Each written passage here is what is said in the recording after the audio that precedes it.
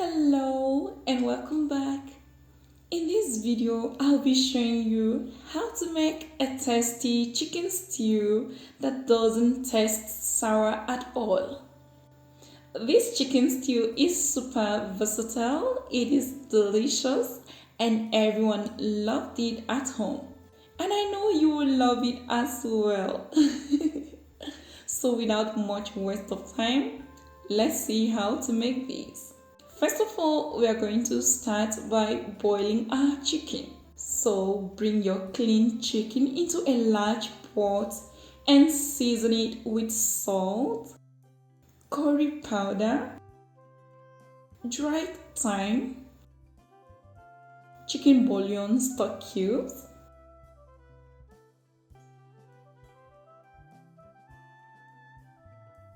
grated ginger, minced garlic, crushed scotch bonnet, and finally some chopped onions. Go ahead and add about 2 cups of water to the meat and bring it to a boil for 10 minutes. One of the secrets to making the tastiest chicken stew is to add very little amounts of water to cook the meat. While the chicken is cooking, add your ripe tomatoes and red chili peppers to the blender. Pulse them a few times until they turn smooth. Another tip for making the best chicken stew is to use very ripe plum or Roma tomatoes. This type of tomatoes have very thick flesh and they give you a great consistency. So when you're done blending, pour your tomato puree into a large pot and continue to blend the rest until you're done with everything. Place the tomato puree on the stove and bring to a boil for 10 minutes. 10 minutes. Another tip for you, instead of waiting for so long on boiling the tomatoes down for hours, for all the water to be evaporated, you don't have to do that. Just strain the tomato puree over a fine mesh strainer after boiling for just 10 minutes. This step is very helpful, especially if you're making a large pot of tomato stew, just like I'm doing. It saves time and unnecessary mess in the kitchen. So now leave the tomato to sit over a bowl until all the water is completely drained. The next step is to get back at the meat. Once you're sure your meat is properly cooked, drain all the pieces from the broth. Go ahead and place a large pan over the stove top. Add enough oil, just enough to fry all the meat pieces. Add the cooked chicken to the oil and fry until golden brown on both sides. That should take about 10 minutes. The fried chicken also adds tons of flavor to your stew, aside all the additional seasonings. Now remove the chicken pieces and set them aside. Go ahead and place a large pot over the heat. Add about 1.5 cups of the oil you just used for frying your chicken. Go in with some chopped onions, grated ginger, and minced garlic.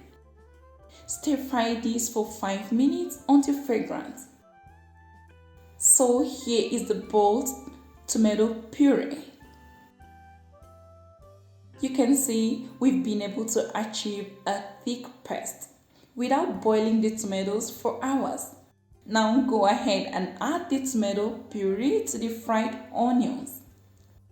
You can also add some tomato paste if you're using that.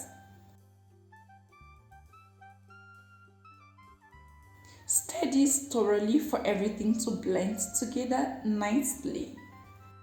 Cook the tomato puree on medium heat for about 20 minutes while stirring intermittently. This prevents it from burning at the bottom. Once you can notice the oil completely separated from the tomato puree, It shows that your tomato is properly fried. It's now time to season the stew. So I'm going to be adding in some scotch bonnet and a little bit of sugar to help balance out the taste. Cook this for an extra 5 minutes. Then you can go ahead and season this properly with more seasonings. So add in some dried thyme,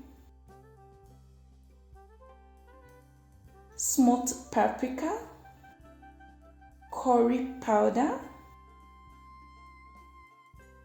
salt, and chicken bouillon stock cubes.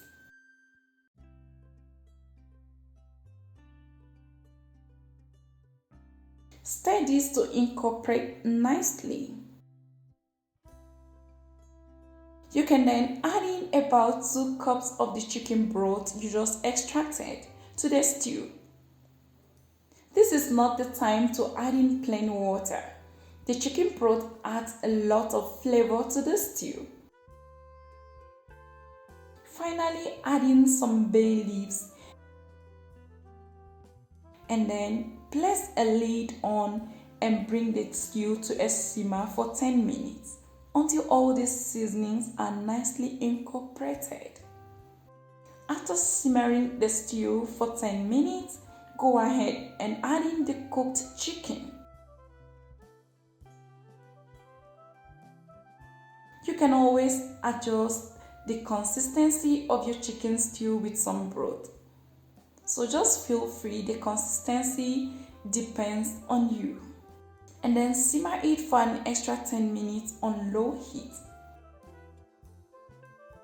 When you're happy with the taste of your chicken stew, you can turn off the heat. Now this is ready. It tastes obviously delicious. Can you see this? Just look at the consistency. It is really perfect for me and I love the taste as well. This is a lot of chicken stew. You can dish some of the stew into a freezer-safe bowl and store it for up to 2 months. This chicken stew pairs so well with boiled white rice. So let me know how you enjoy yours. Thank you so much for watching this video. If you like it, please give it a thumbs up. You can also share it with your friends. If this is your first time stopping by, don't forget to subscribe and hit the bell icon to keep you posted. Until next time, have a great day. Bye.